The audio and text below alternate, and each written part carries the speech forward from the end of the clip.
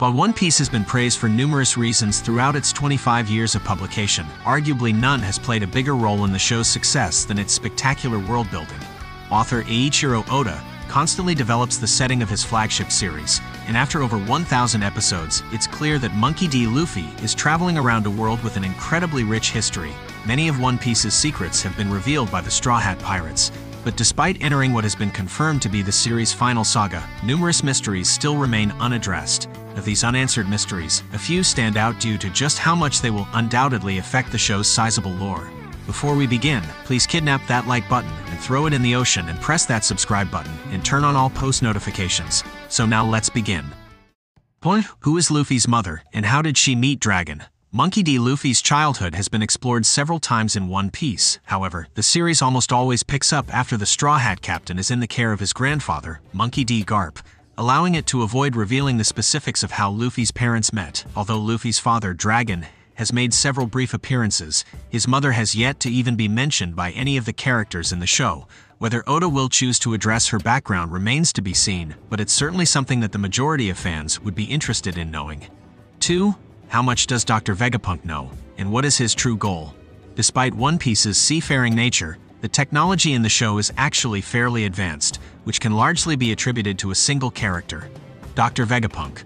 Vegapunk is said to be 500 years ahead of his contemporaries in terms of scientific knowledge, and given his ability to produce constructs like the Pacifista and Seraphim, this has repeatedly been demonstrated to be true.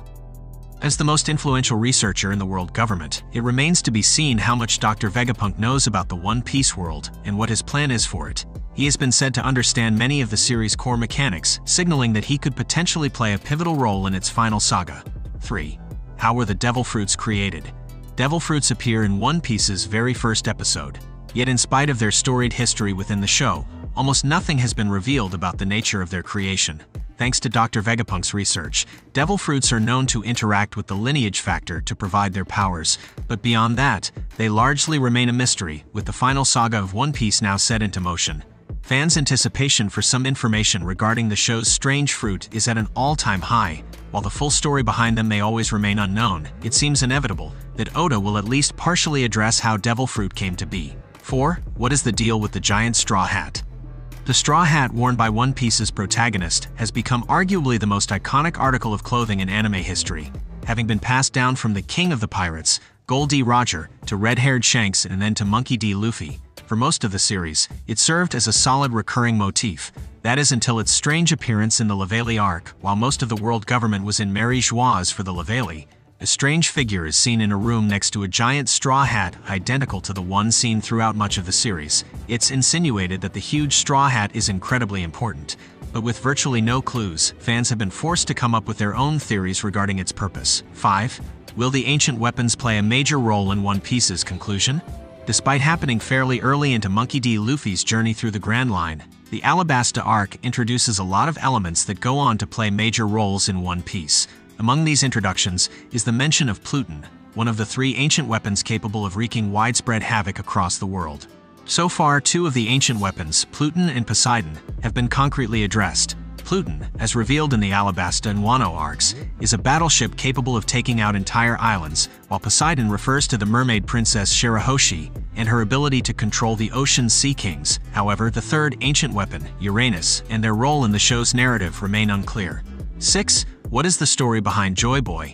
During the events of the Fishman Island arc, Nico Robin discovered a poneglyph that was notably different from any she had seen before. Whereas most poneglyphs were created to provide information about the world's forgotten history, this one instead read as an apology letter penned by a mysterious figure known as Joy Boy.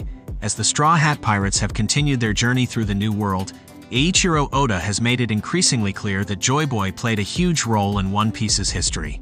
Although the figure's backstory and effect on the events of the series remain unclear, viewers now know that he is responsible for leaving the legendary treasure found on Laugh Tale. Given this connection, information regarding his character is bound to be revealed before the end of Luffy's journey. 7. What is the will of D? Several of One Piece's most famous characters share a specific thing in common, their middle initial. Monkey D. Luffy, Gold D. Roger, Marshall D. Teach, Monkey D. Dragon, Monkey D. Garp, and God D. Usopp are but a few of the many characters bearing the D initial. A trait that seems to be an innocuous coincidence at first glance, As One Piece has continued, it has become clear that the D initial is much more important than it was originally thought to be. Carriers of the Will of D have been said to be natural enemies of the celestial dragons. The history of the initial is almost certainly entwined with the foundation of the world government, meaning that it will most certainly be explored before the end of the series.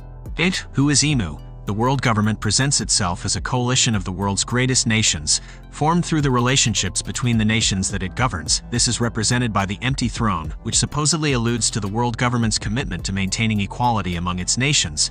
These beliefs were proven wrong during the Laveli arc when a mysterious individual, known only as Imu, sat upon the empty throne.